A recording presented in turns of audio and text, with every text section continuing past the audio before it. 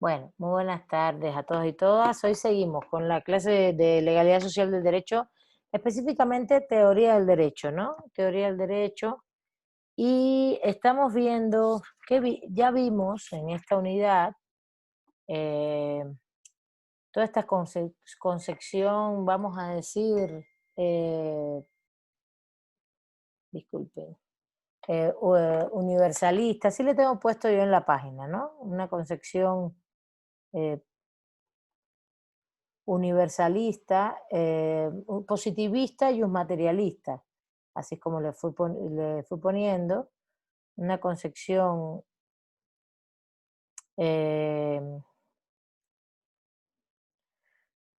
versus positivismo versus materialismo en el derecho, que no es otra cosa que lo que hemos estado dialogando y comentando de racionalismo versus materialismo, o fíjense, en la página les puse racionalismo versus materialismo, entre paréntesis, positivismo versus pensamiento jurídico crítico.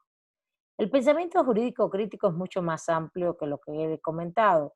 La idea es que se llevaran la concepción epistémica básica, ¿no? La concepción epistémica básica de respecto a, eh, al derecho. Entonces, ¿cuál es la concepción epistémica básica respecto al derecho? Bueno, que hay como dos grandes paraguas para construir el derecho, eh, para construir el derecho, para pensarlo como conocimiento, para crearlo y para aplicarlo. Y esos dos grandes paraguas uno es racionalista fundamentalmente, que piensa el derecho como un proceso abstracto, como ese lenguaje normativo, ¿no? Es el lenguaje de las normas, y el paradigma o la noción más bien crítica o materialista que piensa el derecho como un fenómeno social vinculado a la política, a la economía, incluso a la moral. Hoy vamos a ver un poco la parte de la moral, en eso habíamos quedado,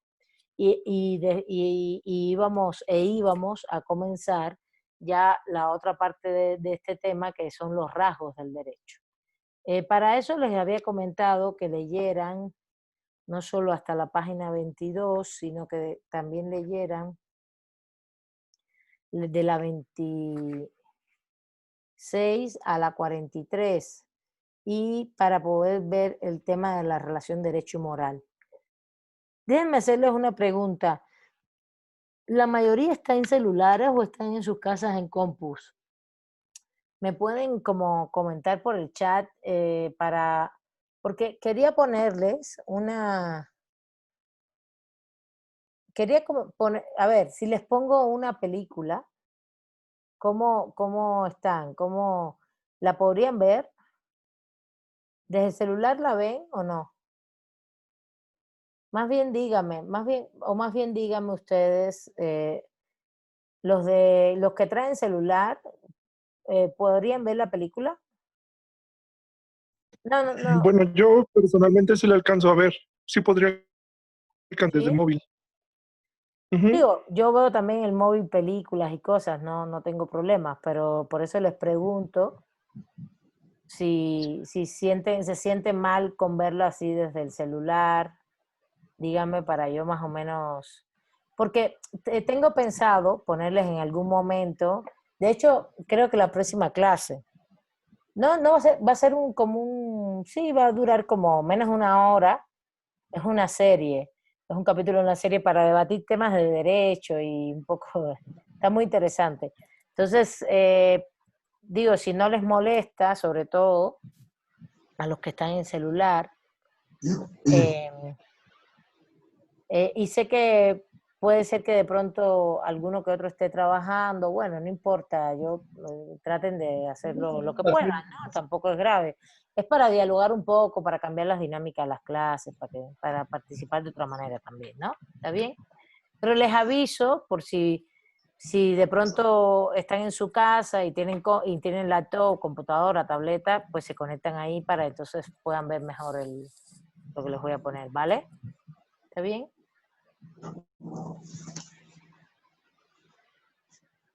¿va? Bueno, Raimundo, ¿Cómo se llama la serie, profesora? Bueno, si se puede saber. ¿y por qué quieres? ¿Por qué? ¿Por qué? ¿Por qué? ¿Por qué? Déjalo de sorpresa. Ah, bueno, si es sorpresa, entonces no pregunto. No, es un capítulo de...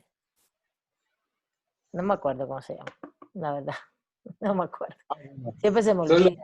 De la serie distópica esta que le gusta mucho a los muchachos, que es muy buena. Una serie distópica que trata más del futuro y esto. Eh, no sé si se acuerdan. Es una serie distópica, es que no es de ningún lugar, no tiene espacio temporal, histórico, y a la vez es muy de sociedades sin utopía, ¿no? Sociedades que ya también manejadas mucho por las máquinas. ¿Cómo se llama? Se me olvidó. Ahorita la busco, es que nada, no me acuerdo. De verdad que no me acuerdo. No saben, es una serie que le gusta mucho a los estudiantes. ¿Es Black Mirror? No, ¿verdad? Esa, Black Mirror, sí. Black Mirror, sí. Bueno, entonces vamos a comenzar. A ver, recuerden que pedí que entraran hasta las 5:40, ya son las 5:50. A ver, lo voy a repetir para las personas que han entrado tarde. Pedí entrar a las 5:40, ya son las 5:50. A no ser que hayan tenido algún problema específico, les pido por favor que entren temprano. No voy a dar entrada ahora porque todavía no hemos empezado, estábamos hablando de esto, pero cuando yo empiezo a hablar, no no doy entrada, no estoy mirando. De hecho, la persona Rivera que acabas de entrar tienes otro nombre en tu de eso, pero ya lo sé. Bueno, vamos a las relaciones del derecho y la moral. A ver, recuerden, lo que les estaba queriendo decir es que entendamos que hay dos grandes posiciones básicas de dónde comprender y construir el derecho, crear el derecho, pensar el derecho. No solo como conocimiento, sino también como fenómeno que se desarrolla en lo social. Los racionalistas o los just positivistas asumen el derecho desde esa racionalidad, porque lo que les interesa, el centro del derecho, es la norma jurídica. Y la norma jurídica es un lenguaje artificial, ¿no? Es un lenguaje construido por los seres humanos y es un lenguaje, en este sentido, es un lenguaje que no construido por los seres humanos que no es material. Claro, ese lenguaje se materializa. Si a una persona le aplican en un proceso judicial eh, esto, ¿cómo se llama? Le hacen una denuncia, le hacen todo el proceso, el debido proceso, no sé qué, y le ponen una sentencia, evidentemente la materialidad, por ejemplo, de la restricción de la privación de libertad es muy clara a partir de una sentencia. Pero una sentencia también es un lenguaje normativo. Cuando se ejecuta la sentencia es cuando se materializa ese derecho. Pero ¿qué es lo que les interesa a los positivistas? Pues justamente debatir, dialogar ese punto de la norma escrita, ¿no? Cuando tú abres la Constitución, lo que dice la ley, el Código Civil, el Código Penal, los códigos de procedimiento, cuáles son esos procedimientos, cómo hacer una demanda, que ustedes dirán, bueno, pero ese es el derecho. No, ahí es donde nosotros decimos, espérate un momentito.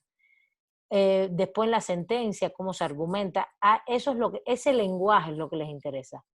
¿Qué nos interesa el pensamiento jurídico crítico? Nos interesa, nosotros analizamos también ese lenguaje, pero decimos, es que solamente ese lenguaje no es lo único que existe en el derecho. Hay un proceso político, económico, que incide en el funcionamiento, en ese lenguaje. Lo mismo en su creación que en su aplicación. Y esto es importante porque la gente dice, bueno, pero la aplicación es sociología jurídica, es efectividad. Y digo, no siempre. No siempre. Puede ser que incluso también nos interese la cantidad de violaciones, todo eso es sociología jurídica, violaciones que hay en el derecho, que no se respeta, pero no únicamente, porque nos interesa también los factores reales de poder que se mueven con respecto a ese derecho, eh, al derecho, ¿no? A la normatividad jurídica, los factores reales de poder, cómo incide la política en el derecho. De hecho, miren, acaba de salir una película que me encantaría ponérselas, que es fascinante, es fascinante. La acaban de estrenar en Netflix, la vimos anoche y yo digo, ay, me encantaría ponérsela a los estudiantes. Ahora sí les voy a lo mejor pongo una parte de la película y después en la otra clase vemos la otra parte, ¿no?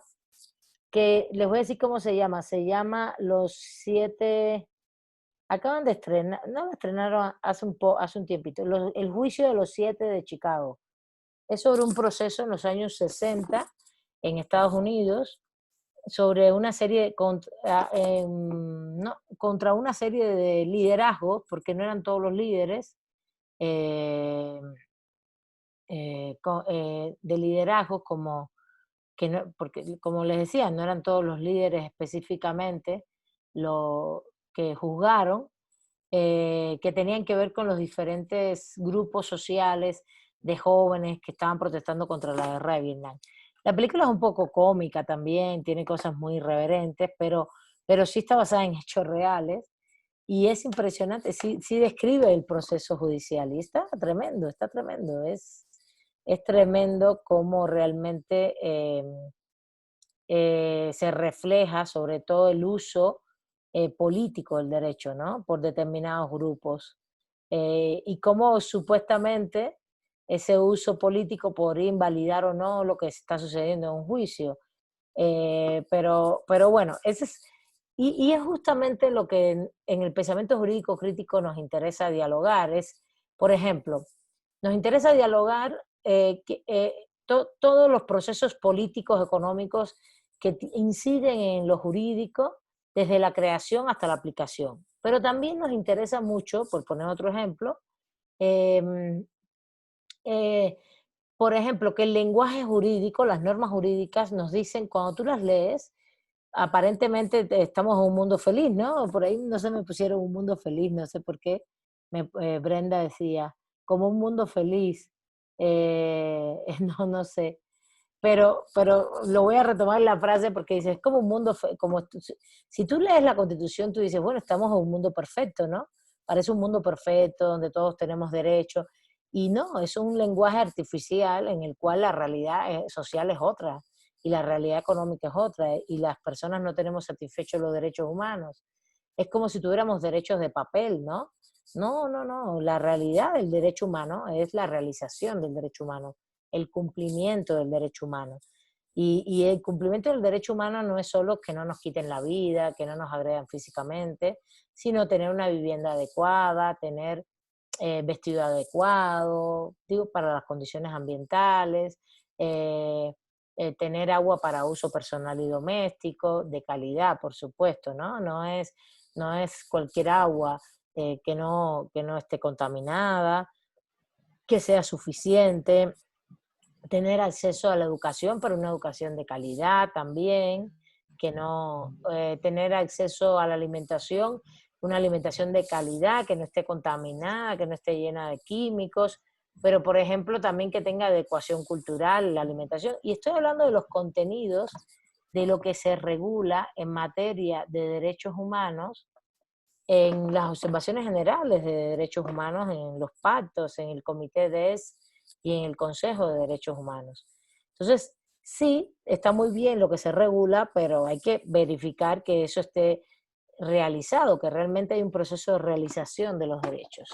Entonces, y no estamos hablando solo de la sociología jurídica, porque otra de las cosas que pasa es que uno ve todo ese lenguaje y dice, qué bonito, y lo otro que pasa es que hay mucha manipulación de ese lenguaje. Por ejemplo, voy a poner un ejemplo, el código, la legislación laboral desde hace 100 años en México, las legislaciones laborales de seguridad social, siempre han hablado de patrones, empleados, etcétera, pero nunca hablan de plusvalor, nunca hablan de que nos extraen plusvalía, de que hay explotación. ¿Por qué? Porque sinceramente la legislación refleja las relaciones económicas que existen y cómo están, pero no reflejan la realidad de esas relaciones económicas. Eso también el pensamiento jurídico crítico lo analiza, dice, el lenguaje positivista, el lenguaje de las normas, pueden cubrir fenómenos sociales, económicos y políticos complejos. Entonces hay que ver qué quiere decir todo esto y qué hay detrás de ese lenguaje. El clásico es el lenguaje, por ejemplo, de la propiedad, todo el lenguaje que tiene que ver con derecho laboral, todo esto, ya no, porque ya cambiaron todo el derecho laboral, ¿no? Y lo han hecho neoliberal, pero igual sigue siendo un derecho, sigue habiendo derechos donde hay explotación, y eso no se dice nunca en ese tipo de lenguaje normativo. Ese encubrimiento en el lenguaje normativo también le interesa al pensamiento jurídico crítico. Y lo otro que le interesa al pensamiento jurídico crítico, y ya les doy la palabra a algunos por si quieren intervenir, eh, es pensar el derecho como un espacio no solo donde hay fetichizaciones, dominaciones, que hay inefectividad del derecho, que se viola, que se vulnera, esa realidad social vinculada al orden jurídico, sino también que el derecho puede ser un espacio, es una mediación institucional, eh, que es un espacio en el cual también se pueden construir otras formas de vida y otras formas de pensar lo social, cómo nos organizamos, no solo es un espacio de exigencia. Yo solamente no uso el derecho para exigirle al Estado que se cumplan mis derechos humanos, lo uso para luchar, por ejemplo. Lo miro, veo las normas y digo todo lo que está mal, ¿no? Que se está violando, etcétera, etcétera, pero también digo que en esas normas hay normas reguladas que me explotan más a mí o que me dejan en un estado de discriminación, en un estado de vulnerabilidad, si yo soy un sujeto que tengo determinadas características, porque también las normas, ese lenguaje puede ser discriminatorio, a veces lo es. O sencillamente denuncio, por ejemplo, que se han hecho una serie de reformas económicas que nos afectan a las personas, a los grupos sociales, a los trabajadores, eso. Pero a la vez yo uso el derecho, yo lo uso para defenderme de las transnacionales, de los poderes económicos, de los poderes estatales, de determinados ambientes o de un despotismo que puede ser de una injusticia. Lo usas y demandas, ¿no? Jurídicamente. Demandas jurídicamente y lo usas para lograr determinados espacios de transformación social. Eso también le interesa mucho al pensamiento jurídico crítico. Ese proceso, pero no pensarlo como que vas a hacer un juicio porque tienes derechos humanos y vas a demandar para ganarlo. No, también pensando que siempre estamos en una condición de opresión nosotros, los grupos sociales. Estamos en condiciones de opresión, estamos en condiciones de vulnerabilidad, de riesgo, que somos personas que estamos dentro del ámbito, que en el ámbito social, lo que vimos en las primeras clases, nos desarrollamos con relaciones sociales que son de poder. Y por tanto nos hace falta tener un espacio, un lugar, una instrumentalización, una mediación, mediante la cual no solo defendernos, sino empujar a que el Estado cumpla sus funciones, empujar para defendernos frente a poderes como los poderes económicos. Y por otro lado, a ver, que vayan conmigo, que voy a pasar a otro momento. También el derecho puede ser una mediación para que nosotros construyamos colectivamente entre nosotros, entre los grupos sociales, otras formas de organización política y otras formas de organización sociopolítica y a la vez otras normatividades jurídicas. Y ahí es donde nos distinguimos completamente del positivismo. ¿Por qué? Porque el positivismo siempre piensa el derecho vinculado al Estado. Y el pensamiento jurídico crítico piensa el derecho vinculado al Estado, critica las normas jurídicas, analiza ese lenguaje del Estado jurídico desde el Estado, lo analiza, lo critica, lo usa, ¿sí? Nosotros defendemos mucho el litigio estratégico en derecho, que los grupos sociales lo usen, etcétera, pero también que pensemos que hay derecho, órdenes jurídicos más allá del Estado-nación. Que el derecho no es solamente, si se funda en las relaciones sociales, no es solamente el que produce el Estado, no solamente, ni el que lo crea ni el que lo aplica, que hay más derecho que ese, que hay más órdenes jurídicos que ese.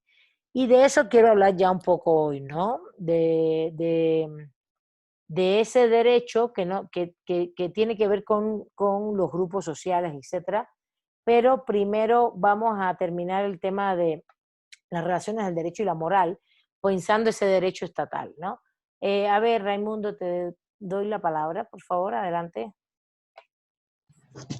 Sí, buenas tardes. Mira, ahorita que acaba de mencionar eso, lo de la Constitución, me recordó una frase en la cual especificaba Lasalle, Ferdinand Lasalle, de hecho lo acabo de leer, y menciona de que pues la Constitución exactamente, ¿no? Existen dos tipos de constituciones, la real y la escrita. Por lo general, pues, es que cuando utilizamos la Constitución en esa cuestión, siempre pensamos que la Constitución real es la que está escrita, ¿no? Y la que es realmente real es la que se vive a diario dentro, ya sean los problemas sociales, los problemas, problemas sociales, problemas económicos, problemas jurídicos, ¿no? Eso es lo que realmente se ve. Y aunque nosotros tengamos una constitución escrita en un papel, y lo mencionó usted hace un momento, yo creo que realmente la Constitución sí tiene que, bueno, yo pienso yo que tanto si está escrito o pues está prescrito en un papel y no está como un estilo consuetudinario, como es la costumbre de algunos pueblos, no, ¿cómo le explico? No debe de faltarse al respeto a esa Constitución. Hay por ejemplo, algunos positivistas, o más en el de Kelsen dice claramente, Kelsen mencionaba sobre que el derecho tiene que respetarse conforme a lo que está prescrito, a lo que está escrito dentro de una norma jurídica. Ajá. Por una parte sí, ahí sí estoy de acuerdo, pero lo que dice a veces Kelsen es que el derecho que no está escrito, pues no es derecho, no él considera que el derecho que no está escrito en una hoja de papel, pues no es derecho. Y yo creo que como, ahora sí que yo concuerdo más con Lasalle, que realmente los verdaderos problemas no solamente es en una hoja de papel, sino lo que se ve en la vida real de una sociedad. Ya, sí, sí, sí. A ver, ese es un escrito del 1860, cuando se estaba discutiendo en Alemania em, justamente la configuración del Estado alemán y el tema de darse una constitución, ¿no? Y habla de los factores reales de poder. Y justamente es esto, no solamente en todas las ramas del derecho, una cosa es lo que está escrito, muy bien, Raimundo, y otra cosa es qué es lo que pasa realmente con esas normas jurídicas. Incluso lo que está escrito es el deber ser, y evidentemente hay mucha gente que lo incumple, pero no estamos solamente en la simpleza de lo que se incumple, sino en todos esos factores, sino también en ese análisis, como bien dice Raimundo, de todos esos factores reales de poder que inciden, él le llama, a la SAE le llama la constitución material, que inciden justamente en el funcionamiento de lo jurídico, de esas normativas. Lo mismo para crearlas, para modificarlas, para aplicarlas. Y lo otro es ese lenguaje que trae detrás. Ese ya es un pensamiento crítico más fino, ¿no? ¿Qué trae detrás de ese lenguaje, ¿no? Cuando a mí me dicen que todos somos iguales, ¿qué implica conceptualmente, pero qué hay detrás realmente de eso? Es que realmente hay mucha desigualdad también, cuando la igualdad y la discriminación se unen. ¿Y por qué hay esto? Entonces entras ahí en el análisis de las relaciones de poder, de los factores estructurales históricos, todo esto. Bueno, hay una chica que pedía la palabra, Brenda, Alessandra, creo, o ya no. Sí, quería comentar que igual Manuel Wallenstein, no sé si se pronuncia así, él Emmanuel hablaba, ¿no? Wallerstein. Bueno, Ajá, es Wallerstein, porque es de origen anglosajón. Si sería Wallenstein. de origen alemán, sería Wallerstein, como si fuera una V, ¿no? Wallerstein. Pero si es anglosajón, es wa. La W se pronuncia Wallerstein. Muy bien. Wallerstein. Ah, bueno, él hablaba, ¿no? Por ejemplo, pero él se refería, bueno, sí a las constituciones y hablaba en específico sobre las constituciones de estados-nación democráticos, en el sentido de que, pues sí, efectivamente, en la Constitución ahí está plasmado, él lo llama democracia de fachada, ¿no? Está plasmado que tienen ciertos elementos y aún así no lo cumplen. En este caso sería igual con las leyes, ¿no? Que aunque estén escritas, no se cumplen como tal o no se llevan al ejercicio, pues como tal, ¿no? Exactamente. Bueno, no siempre, no siempre. No siempre A ver, no es que todas las leyes se incumplan a la vez, es que hay varios fenómenos que se dan con las leyes. Una cosa es que se incumpla, que alguien comete un delito y se incumpla, ¿no? Por ejemplo, eso es un fenómeno, ¿no? Eso es un fenómeno. Otro fenómeno es, por ejemplo, que ese es el fenómeno más común, ¿no? Este es el fenómeno más común, el que las leyes llegamos a consensos populares sobre ellas y la gente llega un momento en que puede incumplir las normas y hay una multa, hay una sanción administrativa, una infracción administrativa, por tanto que deriva una multa administrativa, o hay una infracción penal que implica un delito y por tanto una sanción penal, o hay, por ejemplo, una demanda civil porque tiene que ver con pensión, alimentos, familia, herencias, no sé qué, o mercantil, porque es un contrato mercantil. Ese es como el fenómeno clásico, ¿no? El derecho establece una serie de cuestiones sociales, por eso les di el primer capítulo de relaciones sociales, que se llevan a lo jurídico porque la organización social necesita un cierto orden, control, etcétera. Y si se incumple, bueno, pues debe ejecutarse el proceso jurídico, todos los procesos jurídicos y llegar a una conclusión respecto al incumplimiento o no para corregir esa situación, ¿no? Ese es como el funcionamiento clásico. Y evidentemente el proceso de infracción es un proceso social y el proceso de aplicación de sanciones, el proceso jurídico es jurídico. Y le digo por qué es un proceso social, porque si tú no pagas un impuesto o tú incumples eh, un contrato mercantil o un contrato civil o no das alimentos, eso es una relación social que tiene interés para el derecho y que se convierte en jurídica porque el derecho la regula y por eso se transforma en jurídica e implica una sanción, una obligación, etc.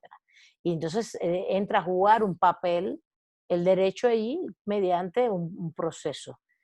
Ahora, también está todo el ámbito de los derechos humanos, que es mucho más amplio, que tiene que ver con todas nuestras necesidades vitales, etcétera, etcétera, y no tan vitales, pero sí muy importantes para la vida. Digo, vitales, agua, salud, vida, alimentación, integridad física, pero por ejemplo, la educación, la cultura, para mí es vital, pero igual no te vas a morir si hay algunas de estas que son muy relevantes y todas son muy relevantes, ninguna tiene jerarquía si no tienes en un momento determinado la realización plena. Eh, Cultura, educación, por ejemplo, cuestiones de este tipo, ¿no? Identidad más o menos, porque si tú no tienes nombre, por ejemplo, si a una persona no la registran cuando nace, no puede actuar socialmente, ¿no? Es impresionante. Necesitas el registro, necesitas para tener tu identificación en cualquier sociedad actual, ¿eh? En cualquier sociedad actual. Bueno, entonces, volvemos. Este es el fenómeno clásico. Pero hay otros fenómenos que se dan en el ámbito jurídico muy complejos, como es, por ejemplo, la manipulación de lo jurídico, del lenguaje jurídico. Hay un lenguaje que está establecido, que quiere decir una cosa, pero se puede interpretar de muchas otras maneras o realmente encubre otras, como lo que acabo de decir de la legislación laboral, que al final la legislación laboral moderna en sistemas capitalistas encubre la explotación del trabajador, ¿no? Otro de los fenómenos, ahora Josefina te voy a dar la palabra y voy a Raimundo, otro de los fenómenos puede ser que el derecho sirva para que se den unos fenómenos que se llama desviación del poder. Les voy a explicar qué cosa es esto. Esto es un término que es más de derecho administrativo, pero no sé si los darían sus profesores. La desviación del poder es que tú usas justamente la legislación, usas justamente todo el aparato jurídico normativo y lo modificas o lo ejecutas, más que no lo modificas, lo ejecutas, es decir, lo conviertes en una política pública administrativamente, por ejemplo, eh, un cobro de impuestos, después lo haces presupuesto y ese presupuesto les pones una serie de rubros y eso es una ley, la ley de presupuestos anual, eso es una ley, es un lenguaje normativo, pero la manera en que tú vas poniendo los acápites, de pronto dices, esto es para hacer, no sé, en la ley de CONACYT, disculpen, el presupuesto de CONACYT dice, cuando dice para hacer eventos, pero cuando dice eventos, ese dinero de los eventos se convierte en millones de pesos y se usan para unos eventos que lo que se hacen es satisfacer necesidades particulares y no sociales de ciencia y tecnología. Por ejemplo, viajes de algunos burócratas o viajes de académicos que no están aportando nada socialmente. Eso se llama desviación del poder y no estás incumpliendo el derecho. No hay incumplimiento de la norma, pero sus fines se incumplen. Sus fines se corrompe el derecho. Estás corrompiendo la realización del derecho. No sé si me entendieron esto. Esto en México se hacía mucho se estaba, y todavía se hace. Hay que tener mucho cuidado porque es una de las cosas que están, esto mismo de eliminar los fideicomisos, están eliminando figuras jurídicas que pueden ser útiles, pero lo que quieren es eliminar de raíz el fenómeno para generar otras figuras jurídicas y otras formas de control de redistribución del presupuesto. Pero justamente eran de este tipo de cosas que cuando lo asignaban eran para beneficios particulares y no para beneficios sociales. Por ejemplo, en CONACYT hay 96 fideicomisos. Bueno, había, porque los quitaron. 96 fideicomisos. Y se imaginan que uno de ellos es de 7 millones de pesos para hacer salsas de pizza. No puede ser. Para investigar sobre salsas de pizza. 7 millones de pesos. Pues, es una barbaridad, por favor. Eso es otro de los fenómenos que pasa con el derecho y no violas la norma. Y esas de las investigaciones que el pensamiento jurídico crítico le interesa. ¿Qué hay detrás? Intereses particulares, intereses del capital, usando el derecho, usando la política, usando las instituciones para beneficios particulares y no fines sociales y de bien común, que es para lo que está el derecho, ¿no? Bueno, le doy la palabra a Josefina primero y a Jacqueline Martínez ahorita, segundo. No te escuchamos, Josefina. No te escuchamos, nada. No, sí, ahí, ahora te escuché. A ver, ¿habla? No, es que hace como Tienes conectado el micrófono, pero hace como si tuviera un falso contacto, algo que no se te escucha. ¿Lo puedes mover? A ver, ahora que te moviste se escuchó algo ahí. A ver, ¿habla? Parece que tienes algo como desconectado, Josefina, porque ahorita tú me hablaste y se habló bien. Es como si estuviera... A ver, mientras Jacqueline, en lo que Josefina arregla esto. Jacqueline. No, le quería preguntar que si la desviación de poder era como más o menos justificación de dinero o justificación de fondos. Un ejemplo como, por ejemplo, antes haces un proyecto, recibes dinero federal y no cuadran como las cuentas y tienes que justificar cómo ese dinero es algo como parecido a eso, profesora. No. Una cosa es robarse el dinero y justificarlo y robárselo. ¿Sí me entiendes? No. Hazte la idea que se hacen facturas falsas para decir que le vendiste algo al Estado y el Estado te pagó y tú no le vendiste nada. Eso es corrupción. Eso es robo. Eso no es desviación de poder. No sé si me entiendes. El que hace la desviación de poder en todo caso, y incluso el funcionario lo que está haciendo ahí habría que ver qué tipo de delito es porque tiene que ver con la burocracia. Una cosa es el robo de las personas y otra cosa habría que ver cómo se cataloga con respecto a un funcionario. Puede ser que sea el robo mismo agravado porque es funcionario. No me lo sé exactamente. Tendría que buscar el Código Penal. Pero, por ejemplo, en la desviación de poder, todo lo que haces lo haces legal. Todo lo haces mediante lo que está establecido en las normas jurídicas. Pero al final, los beneficios que tienen que ver más con cuestiones particulares que con cuestiones de bien común general. Por ejemplo, los 7 millones de pesos de este fideicomiso o este proyecto que CONACYT financiaba para investigar salsas de pizza. A ver, primer punto. Puede ser que se haya hecho alguna investigación de salsa de pizza. No estamos diciendo que no se haya hecho. No tengo elementos para decir que no. Pero eso es importante. Por ejemplo, eso es relevante con los problemas sociales y económicos que hay en este país, de desapariciones forzadas, de asesinatos, de feminicidio, de y eso es por un lado. El otro lado es el tema ambiental, el tema de despojo, los pueblos indígenas, los transgénicos, todo eso es lo que a lo que debemos investigar, ¿no?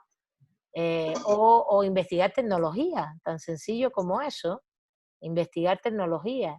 Y en ese sentido, si investigamos tecnología e innovación para que haya más desarrollo, para que la gente tenga más trabajo, para que haya empleo, eso no es importante. La salsa de pizza no es importante, ¿entiendes? Ese es el primer punto. El segundo punto es, ¿a quién le dieron ese proyecto?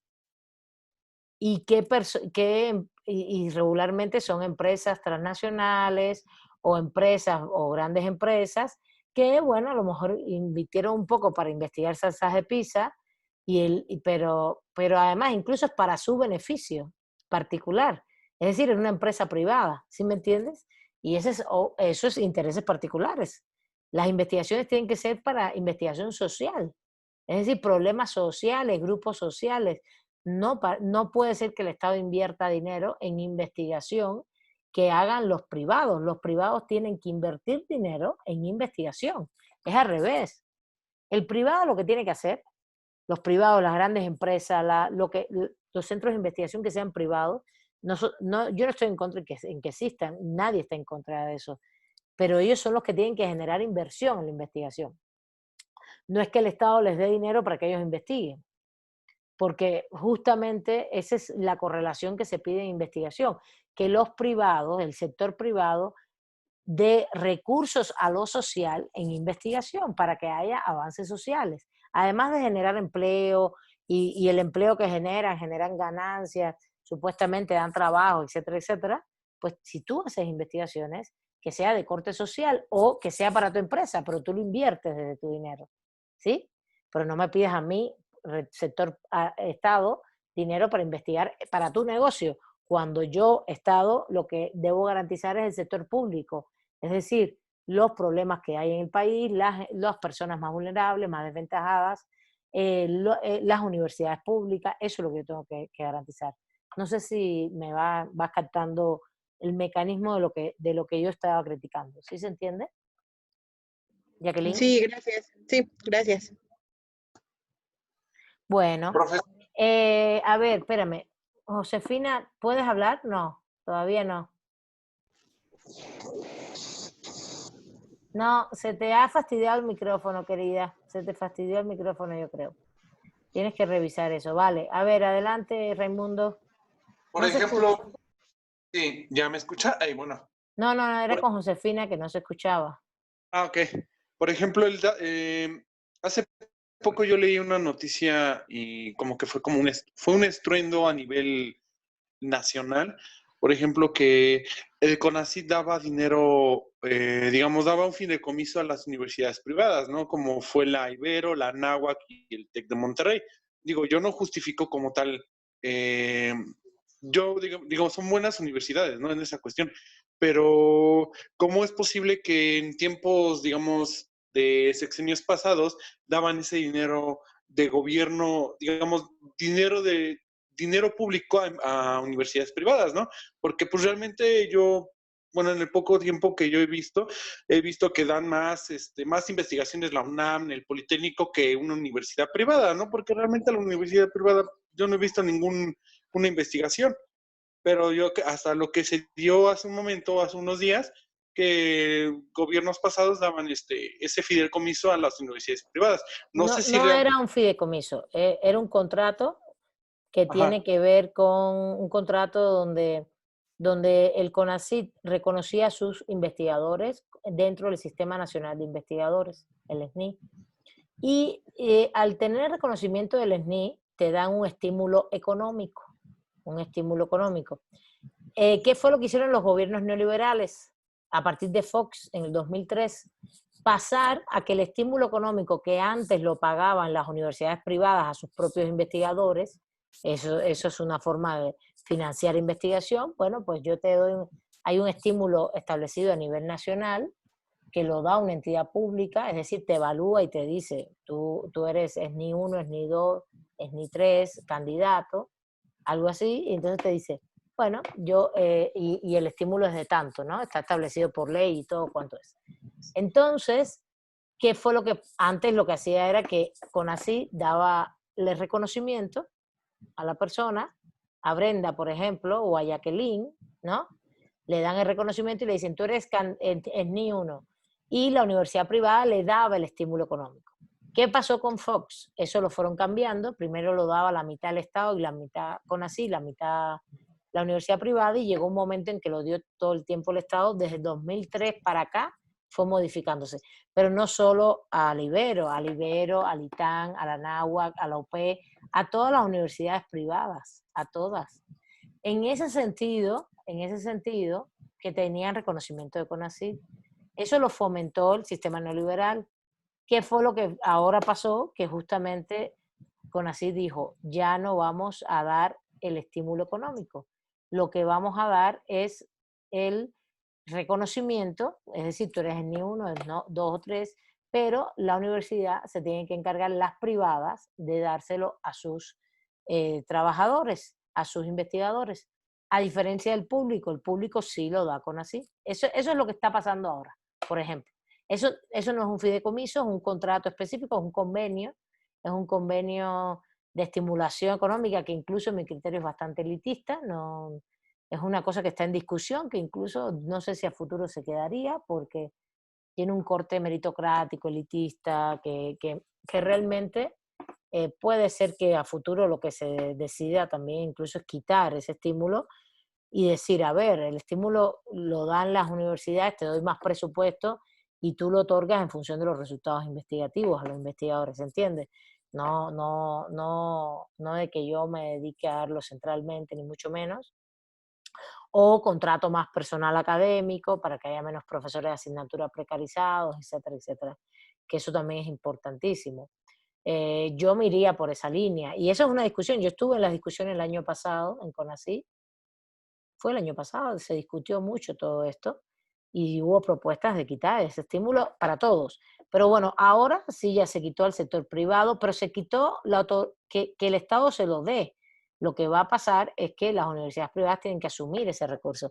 Y sí me parece un abuso, es un dinero que es público y que debe tributar al sector público, no al privado, porque un semestre en una universidad privada cuesta mucho y el que lo puede pagar, pues que de ahí saquen el financiamiento para financiar a sus profesores también, ¿entiendes? A eso me refiero y estoy en eso de acuerdo en ese sentido.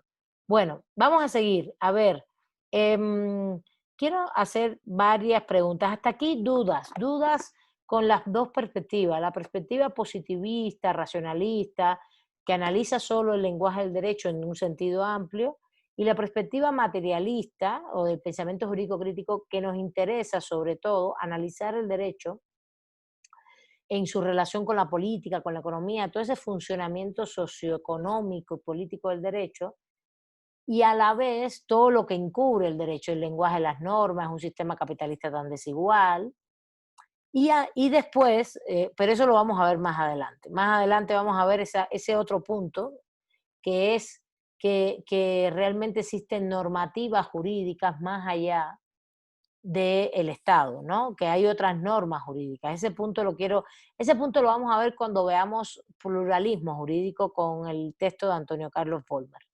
Porque justamente eso le interesa, la materialidad del derecho para nosotros no se queda en el Estado. Si nos funciona en todos los ámbitos sociales al punto que el derecho únicamente no se crea y se aplica en el Estado, ¿no? Entonces, de ahí vamos a caminar un poquito más hacia allá, pero vamos a terminar las relaciones del derecho con la moral, ¿vale? ¿Les parece? Y después entonces vamos a... Fíjense, yo estoy pensando seriamente que vamos a terminar las relaciones del derecho y la moral, y que vamos a dar un salto, vamos a ver primero, antes de ver los rasgos no, está bien, no, sí podemos. Y después vamos a ver rasgos y fines y funciones, y después pluralismo jurídico. Pero recuerden que lo que ya estamos viendo a partir de ahora, sobre todo en esta parte del derecho con la política, la economía, la moral, es la visión esta materialista, ¿no? El pensamiento jurídico crítico, e incluso los rasgos y las funciones yo les voy a ir comentando para que vean. Hay unos que sí son como universales, que lo mismo lo piensa un, un- un jurista positivista que un jurista crítico, pero hay algunos que no, que nos distinguen. Y por último, después vamos a ver esta cosa del pluralismo jurídico, de este pensar el derecho más allá de justamente la normativa estatal, esta que es la que más nos enseñan, ¿no? En clase y es en la que más ustedes trabajan después o tienen centrados sus labores, pero no es la única que existe y que justamente hay un ámbito que se puede trabajar en el ámbito del pluralismo jurídico, sobre todo en materia de derechos humanos. Entonces, de eso lo vamos a hablar, pero eso ya es un poquito más adelante. Bueno, vamos a las relaciones del derecho con la moral. A ver, ustedes ya lo leyeron. Díganme, hay como 3 tipos de moral que el autor conceptualiza. Quiero más bien que ustedes sean los que me comenten, ustedes, chicas o chicos, y que me digan cuáles son los conceptos fundamentales. A ver, Josefina, a ver si puedes A hablar. ver si ya Ya, funciona. ahora sí, Ok. ahora sí. Hay 3 tipos de, bueno, hay una en la relación de la moral y el derecho. La moral tiene 3 tipos o se reparte en 3 puntos, que es la moral de la conciencia individual, la moral, esa sería una. La otra, la moral de los sistemas religiosos y filosóficos y finalmente la moral social o positivista. Muy bien. ¿Y qué quieren decir? Por ejemplo, explícame alguna o lo que tú recuerdes del texto y si alguien más quiere participar, adelante. Por ejemplo, la número 1, que sería la de la conciencia individual, pues son las normas de conducta que uno mismo se pone. Y cuando nos habla la moral de sistemas religiosos o filosóficos, pues nos habla de grupos amplios de personas creyentes de una doctrina filosófica que se someten a ella voluntariamente. Pero, por Y ejemplo, la primera, vamos por parte, vamos por parte. Que en la moral individual tiene que ver con las normas de conducta que tú tienes personalmente, así ¿no? es. En este sentido, ¿qué relación, podría tener alguna relación con el derecho? ¿Cómo tú lo ves? Sí, porque si yo vivo en una sociedad hay ciertas normas morales que si yo las incumplo, eso a mí me va a provocar que la sociedad haya un rechazo hacia mí. Así que sí tengo que seguir ciertas normas del grupo o de la zona donde yo vivo, porque si yo las incumplo, va a haber un rechazo social. Puede ser, por ejemplo, ese tipo de norma puede ser como una norma moral individual que hasta cierto punto se vuelve siempre es un poco social, no es del todo, una cosa son las manías que tenemos las personas, pero por ejemplo, tú sales a la calle y dices buenos días, no escupes a las personas, ¿no? Por ejemplo, una cosa medio rara, pero tú sales a la calle y dices buenos días o no saludas, sencillamente sigues, pero lo que tú no puedes ir por la calle vas caminando y vas escupiendo a las personas, ¿no? Porque eso está en contra de la moral, no solo personal, sino también social, y además te vas a buscar un problema, ¿no? O que le vayas diciendo cosas a personas que tú no conoces, o que si las conoces le vayas diciendo cosas igual y que impliquen ofensas, ¿no? Agrediéndolas. Exacto, es todo. O sencillamente tan sencillo como... Hay otros ejemplos, son interesantísimos. Por ejemplo, em, lo que pasa es que yo, la verdad, ahí pues, es como... sí, es moralino este tema, pero esta cosa, tú vas a salir a la calle y no vas a salir desnudo, ¿no? O desnuda, ¿no? No, porque sencillamente no es aceptado socialmente. No sales desnudo a la calle. No, ya me voy al trabajo y te vas desnudo, ¿no? Esto, cuidado, no confundir con la protesta de los 100 pueblos y que protestan desnudos, no tiene nada que ver, ni la protesta de feministas desnudas, no, eso es otra cosa, es derecho a la protesta social y está muy bien y cada cual que lo haga como entienda. O una protesta donde te desnudas por algo específicamente, por los cuerpos, todo eso. Estoy hablando de la cotidiana. A ver, Eduardo, Josefina, le damos la palabra a Eduardo, ¿no? ¿Seguimos? Vale. Adelante, Eduardo. Gracias. Bueno, sí, yo sobre todo en este punto específico de la lectura tuve una complicación entre, bueno, me surge la pregunta si nos era posible para cuestiones de derecho separar la moral y la ética, por ejemplo. No sé, en algunos autores incluso las consideran casi sinónimos, porque yo suelo asociar más la moral sobre todo a sistemas religiosos y cuyos, digamos, ordenamientos del comportamiento y su desobediencia tiene que ver más con una cuestión de fe, de arrepentimiento, de remordimiento. No tanto, bueno, sí hay por supuesto un juicio social, pero no conlleva como tal digamos que ya una pena jurídica. En cambio, la ética, en algunas ocasiones, sobre todo en profesiones, sí pudiese causar ya digamos que un juicio o una pena que pudiese tener repercusiones incluso ya jurídicas. Entonces, esa es Pero más eso que nada como depende del mi dificultad. autor. Sí, sí, sí. Depende del autor que tú escojas, exactamente. Pero la ética se entiende como la disciplina que estudia, los valores dentro de un proceso donde tú puedes definir que hay diferentes moralidades. No pasa nada con eso, ¿sí me entiendes? Depende del concepto que tú escojas. Para mí, cuando yo hablo de ética, por ejemplo, para mí es una disciplina de conocimiento, ¿sí? La ética y es un valor más macro, ¿no? Para mí. Por ser una disciplina filosófica, Eduardo, para mí, la ética, porque fíjate, no hay ninguna disciplina filosófica que se llame moral, se llama axiología o ética, ¿no? Son diferentes, incluso pueden ser la axiología jurídica, estudia los valores vinculados al derecho, la ética jurídica que estudia pues, los valores vinculados al derecho. Entonces, claro, tú puedes pensar la ética desde el punto de vista histórico, por ejemplo, o desde las doctrinas, la ética en Aristóteles, cómo se expresaba, ¿no? Y regularmente va a estar vinculado a valores, a sistemas de valores, ¿no? Y esos sistemas de valores tú lo puedes traducir como moral, como un tipo de moral.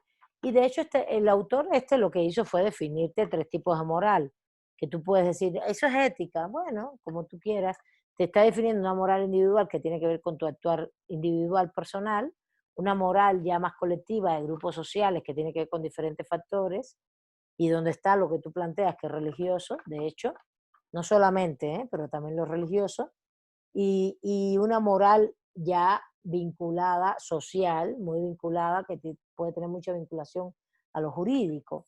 Que le puedas llamar ética, pues sí, no, para mí no es una distinción que te tenga que tiene que, solamente si vas a hacer una investigación sobre el tema y una profundización o doctrinóloga o algo, lo podemos dialogar, pero ahora mismo lo que me interesa es la relación del derecho con los valores, ¿sí me entiendes? Y lo que estamos dialogando es derecho con los valores. No más que la lectura habla de moral, pero es con los valores, con el valor Ok. de lo que está bien, de lo que está mal, de lo que debe ser, de lo que no debe ser, ¿no?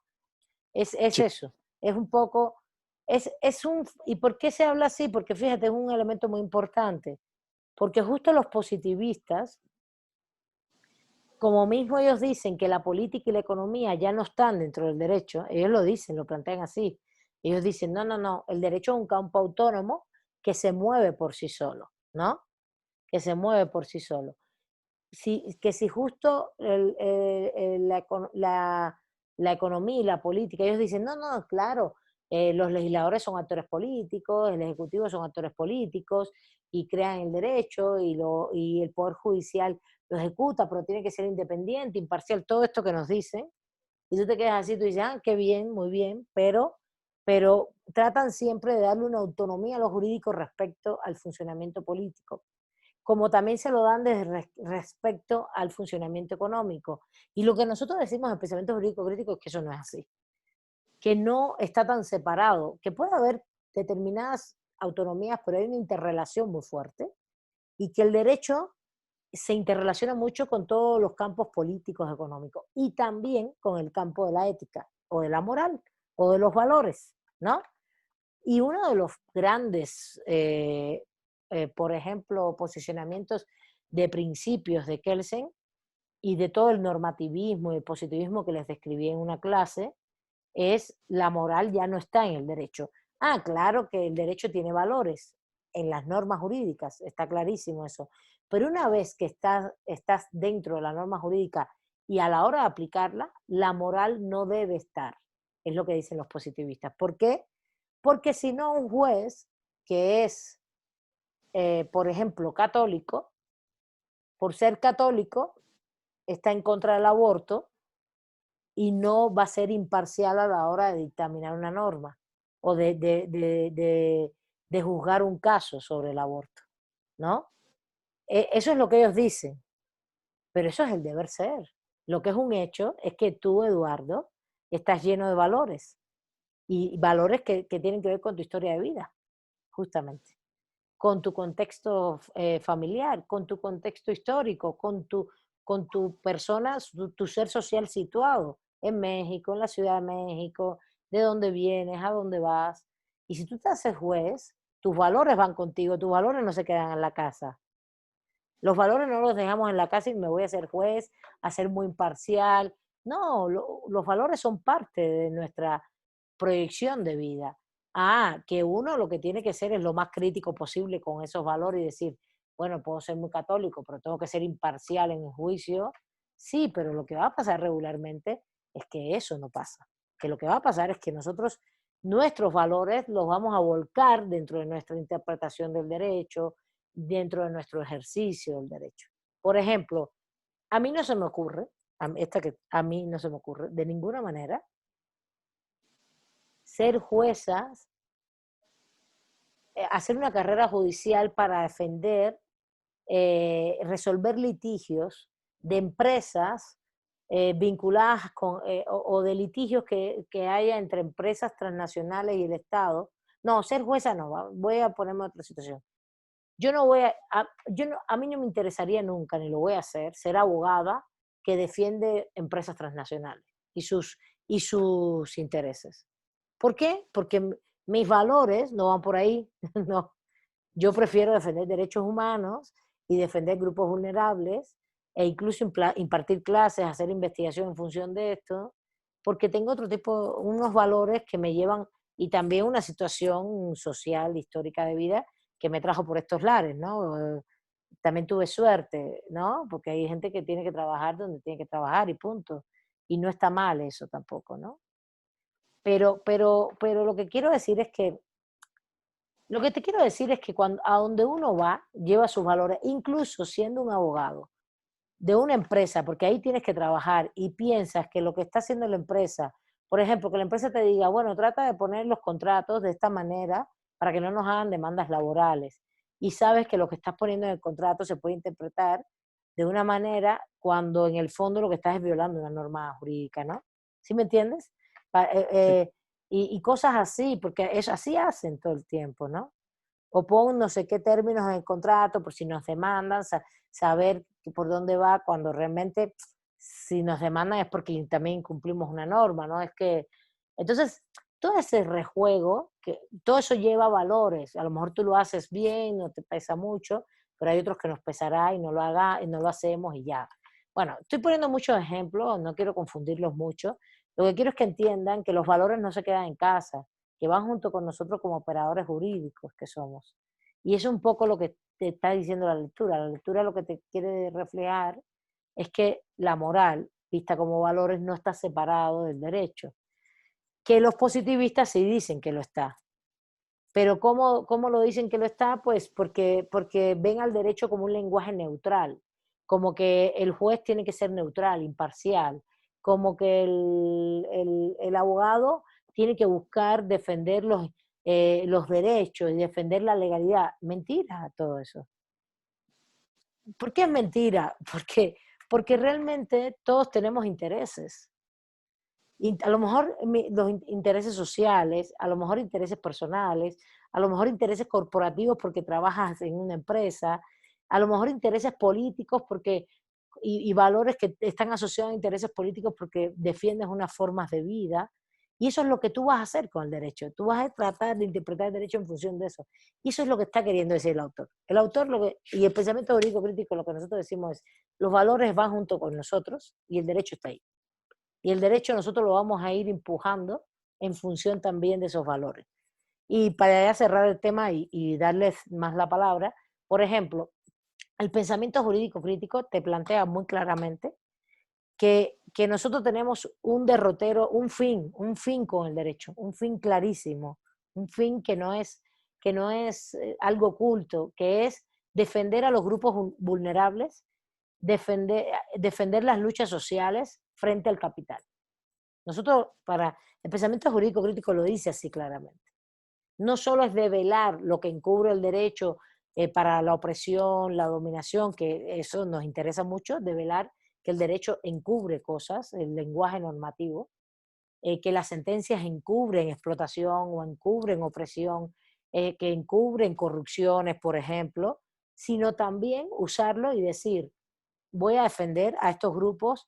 ¿Por qué? Porque vivimos en un sistema desigual materialmente, en un sistema que nos explota materialmente y que entonces nosotros tenemos que tomar parte por un grupo y eso es lo que hacemos, defender derechos humanos de grupos sociales.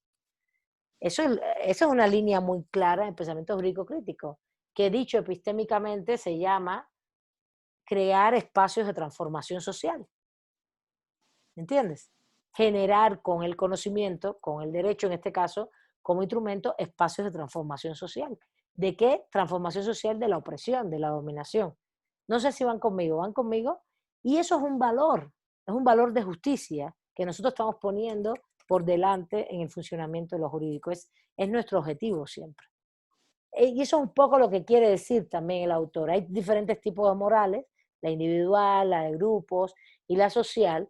Y bueno, realmente los que estamos en una línea crítica, él es más neomarxista, pero en una línea crítica tenemos claro que esos valores los tenemos muy claros y a dónde queremos llegar.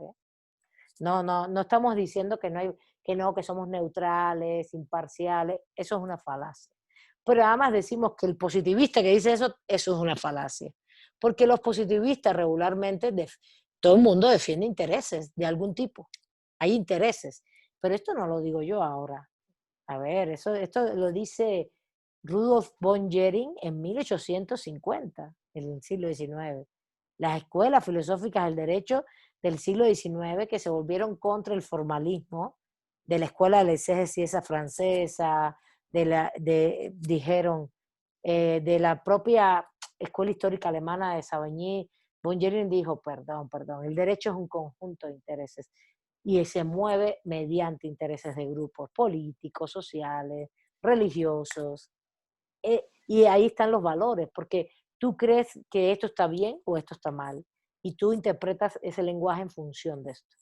Bueno, ya ahora sí me quiero callar. A ver, Eduardo, no sé si quieres comentar algo más. No, ya quedó claro. Gracias. Vale. Dime, Raimundo, que me le estás levantando la mano.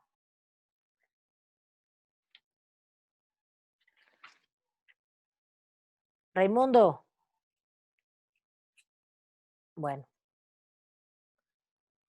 Bueno, yo creo que... dime. Perdón. Yo creo que tengo una perspectiva un poco más diferente al derecho, ¿no? Porque yo pienso que el derecho, así como se creó y se formalizó durante tanto tiempo, digamos, principios del Imperio Romano, se formalizó a base de una norma y de una moral y de una ética, ¿no? Yo creo que la base fundamental del derecho actual es una moral y una ética, ¿no? Ese punto que a veces los positivistas, y hay cosas que yo no concuerdo con ellos, principalmente, como le mencioné hace un momento sobre Kelsen, que él mencionaba sobre que el derecho que no está escrito en una hoja de papel, pues no es derecho, ¿no? Yo pienso que esa formalidad de los positivistas es algo más como algunos mencionan, más conservador, ¿no? Diciendo, ¿sabes qué?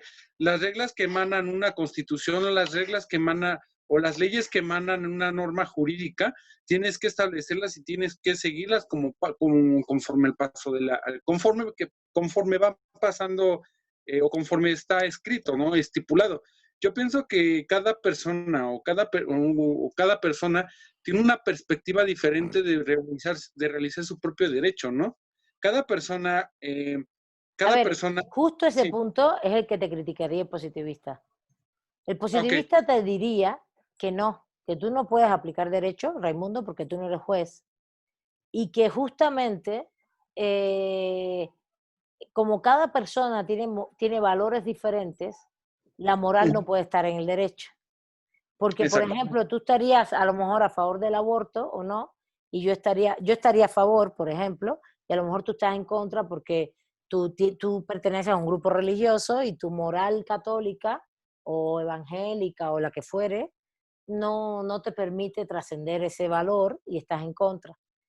Pero fíjense, yo Es, todo lo que he dicho aquí, Eduardo, todo lo que dije ahorita, tiene que ver con la operación del derecho, no con los valores individuales. Evidentemente, Raimundo, tú vas a tener unos valores y yo voy a tener otros. Y cada cual vamos a tener valores diferentes en escala, porque la moral en eso es individual. Pero la moral también es grupal y te incide de lo individual a lo grupal. Es religioso, un grupo político, ¿no? Y después viene la otra escala, que es el punto donde hay construcciones de moralidad colectiva, donde nos ponemos de acuerdo sobre algo. Por ejemplo, una moralidad colectiva en el mundo hoy es haber aceptado que los derechos humanos y los grupos vulnerables existen en un sistema desigual capitalista. Claro que eso implica que no lo apliquen todos igual en todos los sistemas normativos y eso sí, pero hay una moral colectiva humanitaria que ya más o menos de valores que se han ido aceptando. Ahora, vamos a la operación jurídica. Ahí es donde ellos dicen, no, Raimundo, tú no puedes llevar tus valores morales individuales porque no vas a ser imparcial. Y Milay tampoco los puede llevar porque no va a ser imparcial. Y lo que yo digo es que eso, aunque tú lo quieras hacer, es una falacia. Porque realmente las personas sí llevan consigo sus valores. Esa es la primera gran discusión. La primera gran discusión es que la gente no se puede separar de esos valores y que como quiere que sea, esos valores inciden en tus decisiones como operador jurídico. Por eso puse varios ejemplos. Y digo, ¿en qué me gustaría trabajar a mí el derecho? ¿En qué yo trabajo? ¿En qué lo ejercito? ¿En qué lo realizo? Y cómo incluso tomo parte dentro del pensamiento jurídico crítico donde mi interés va a ser lograr determinados fines sobre los grupos vulnerables. Porque sé en qué sistema vivimos y yo lo asumo como tal, ¿no? Yo no. Y todos esos son valores de lo que yo concibo como sociedad, como justicia, etcétera, etcétera, ¿sí? Ahora, déjame darle la palabra un momentico a Ricardo porque se va a acabar la clase y tú has hablado. Raimundo, ¿te parece? ¿O quieres comentar algo más? Dale, algo más tú bueno, y Ricardo ahora. nada más es un comentario más, ¿no? Y a lo mejor sí, en ese punto sí sí tiene toda la razón, ¿no? Porque es, como dijo usted, el positivista me va a decir, a ver, no, esto y aquello, pues no se va a valer. Pero si lo vemos desde una forma más cultural, más histórica y más consuetudinaria, ¿no? Pues realmente por eso existen leyes, ¿no? Si no fueran por las costumbres o por las costumbres de, digamos, de algunos pueblos, de algunas poblaciones o de algunas primeras civilizaciones, no tuviéramos como tal el derecho actual. Obviamente, ¿No durante el Imperio tuviéramos Romano, qué? ¿Como tal qué? No te entendí. no tuviéramos como tal algunas cosas como se maneja ahorita en la actualidad. Por ejemplo, el Ah, Imperio Romano pues, modificó ciertas cosas, ¿no? Gracias a la base de algunos pueblos que existían en esa época, por ejemplo, los latinos y algunas pequeñas poblaciones. Bueno, es que ya no me a acuerdo ver, como tal. no te pongas ahora a hacer toda la historia. Los valores en aquella época era pensar que había personas que no eran personas, sino eran cosas y eran propiedad, por tanto eran esclavos. Eso es un valor de la sociedad romana antigua que ahora no lo tenemos. Los valores también cambian, son históricos. Ese es otro elemento importante. Los valores cambian, son históricos. Los procesos de valoración colectiva, social y grupal e individual son históricos. No son que una persona hoy crea que sí puede tener esclavos, perdón, pero incluso No, no. un delito, Ah, ¿entiendes? Y era un valor aceptado en la sociedad de la Roma antigua. Ahora, una cosita más antes de darle la palabra a Ricardo. Evidentemente, la moral está muy vinculada a todo el derecho antiguo y a todo el derecho medieval, justamente. De hecho, la noción jus naturalista, los derechos naturales están muy vinculados a temas morales y de justicia. Eso cambió, por eso todo el tiempo no hablo de Roma, aunque el autor se fue e hizo recorrido histórico. Yo hablo más bien del siglo XIX para acá, donde el positivismo se vuelve un paradigma, positivismo jurídico, un paradigma dominante y provoca una de sus grandes concepciones es separar el derecho de la moral y decir, no, están separados. Sí se construye mediante valores sociales, pero ya después en toda su ejecución y su práctica no puede haber moral individual, es lo que ellos plantean. A ver, rápidamente, Ricardo, para poderle dar la palabra para que participe otra persona. ¿Vamos? sí, algo súper rápido nada más, maestra. Yo creo que aquí hay una pequeña confusión con mis compañeros, ya que mezclan la ética con la moral, y yo tengo entendido que son cosas distintas. La ética es una rama de la filosofía, así como viene siendo la estética, la ontología, la epistemología, y no hay estética, no hay ética buena o mala. La ética es la ciencia, así decirlo, y la moral ya se divide en moral buena o moral mala, ¿no? No, O los valores, ¿no? una cosa es la ética, otra cosa es la moral. Hay que separarlas. Y como usted bien dice, ¿no? También ya la moral ya es la que entra en el derecho, en el deber ser, ya con conductas tal vez impuestas, pero que uno acepta bien si seguirlas o no. Ya es una decisión muchas veces personal, muchas veces de grupos cuando entran las creencias religiosas, como bien lo dice el texto, y a veces entran pues simplemente por la educación tal vez que uno tenga, ¿no? Pero al Sí, final de cuentas y son conductas que no la tienen, educación familiar, todo eso. sí, y ya son conductas que bien o mal no repercuten pues legalmente, ¿no? Ya lo que te puede afectar tal vez es sentir cierto remordimiento por tener acciones moralmente buenas o malas. No pasa de tal vez de eso, ¿no? No te van a reprender o poner alguna multa a menos que salga algo ya sea pues, escrito, ¿no? O algo más grave, ya entraría la figura jurídica, ¿no? Para sancionarla. Exacto. ¿Y qué fue lo que dije? Cuando Eduardo preguntó, lo primero que dije es, la ética es la disciplina que estudia algo, ¿no? Ética jurídica, la ética como disciplina filosófica, pero la moral es como el conjunto de valores, ¿no? También le puedes llamar axiología jurídica, así se le llamaba más antes, ¿no? También se le llamaba estimativa jurídica. A mí me parecen son términos un poco ya más arcaicos. En la axiología se usa mucho, pero también tú dices, cuando hablas de ética, estás hablando de la disciplina. Cuando hablas ya de valor, la moral, los valores específicos, la axiología específica, ya es más del valor de lo que se considera bueno o malo. Y sí tiene una parte individual, pero también tiene partes colectivas, que es lo que plantea el autor, como los grupos religiosos. Cuando tú perteneces a un grupo, te identificas, lo que dijo Josefina al inicio de la clase. Y también tiene toda esta parte de esta construcción sociohistórica, ¿no? Donde hay determinados valores que hemos ido construyendo y que se reflejan muy claramente en el derecho, como los derechos humanos. E incluso, eh, fíjense, hemos dicho varias cosas. Quiero que entiendan dos cosas. Uno es, el positivismo como tradición filosófica y jurídica plantea una separación muy fuerte entre derecho y moral, frente incluso a una posición que tiene el justnaturalismo de que la moral y el derecho van en conjunto. El pensamiento jurídico crítico lo que plantea no es una moral abstracta como la justnaturalista, que piensa que todo el derecho es moral, es ético, es axiológico, porque todo el derecho es bueno. No, no, no. El pensamiento jurídico crítico cree que la moral tiene un contenido histórico, esos valores, y que en tanto que tiene un contenido individual, grupal e histórico, social, está incidiendo en el derecho desde muchos ámbitos. La primera incidencia, vamos al grupal rápidamente, al histórico, es que el derecho está lleno de valores morales internamente. la protección del derecho humano a la vida es porque hay un valor que se llama, que para nosotros tiene valor, hay algo que tiene valor en sí mismo, que es la vida de los seres humanos. Y por eso no solamente ponemos el derecho humano a la vida, sino ponemos un delito que se llama homicidio y está prohibido atentar contra el derecho a la vida, contra la vida de las personas. Por eso está el homicidio y está el asesinato, bueno, el homicidio imprudencial, el homicidio culposo, y a la vez la integridad física, el delito de integridad física, porque también la vida se puede ser afectada por tu integridad, porque te agredan físicamente. Pero también está la salud, etcétera, etcétera. Entonces, esos son valores que hemos llegado colectivamente, históricamente, a plantearlos.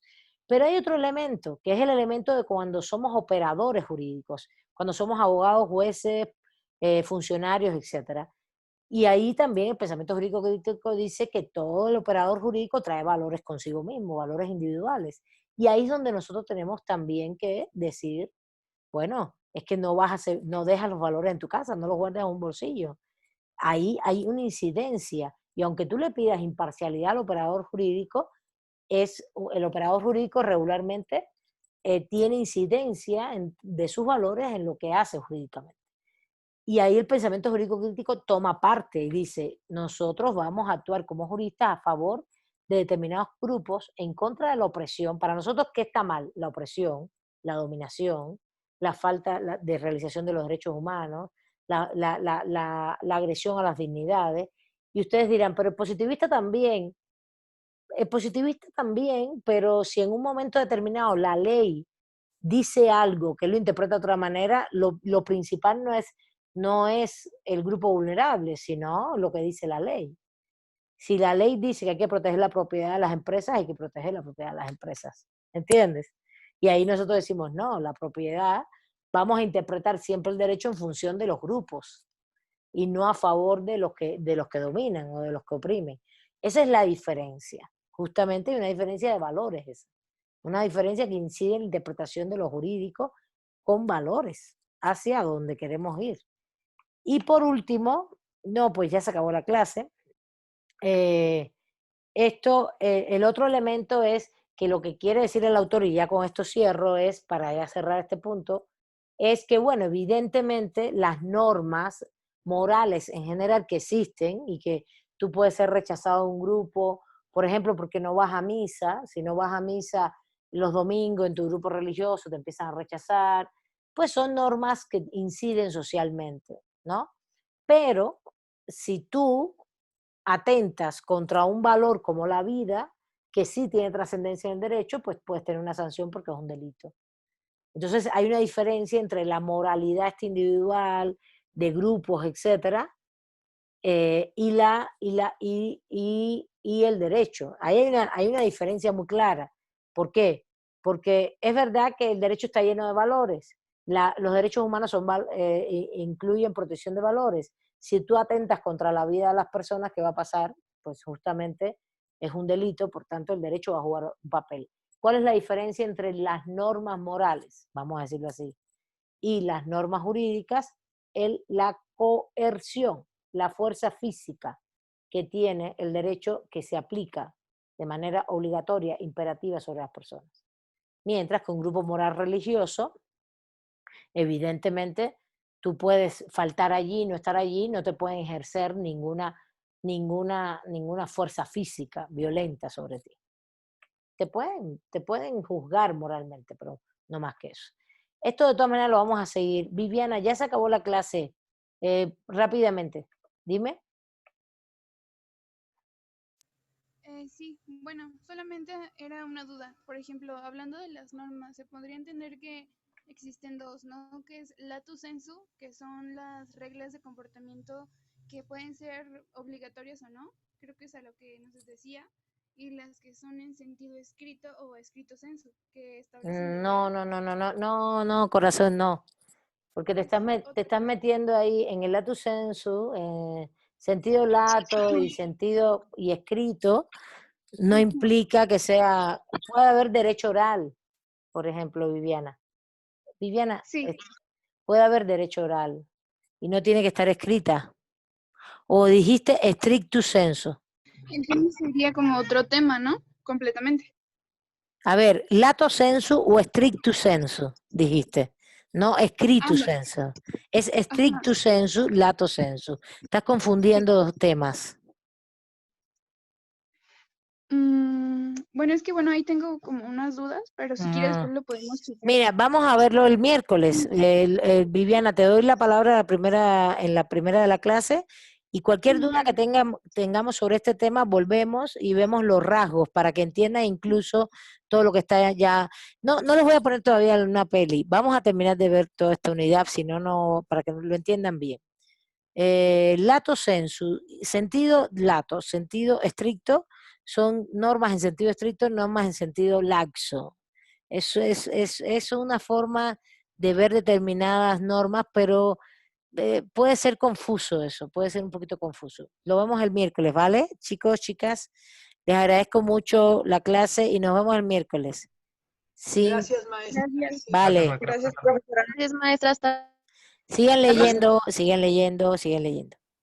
Hasta luego.